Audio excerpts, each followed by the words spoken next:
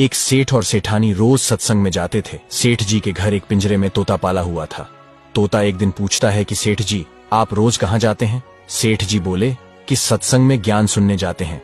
तोता कहता है, सेठ जी, संत महात्मा से एक बात पूछना कि मैं आजाद कब होऊंगा? सेठ जी सत्संग खत्म होने के बाद संत से पूछते हैं कि महाराज, हमारे घर जो तोता है उसने पूछा है कि वह आजाद कब होगा।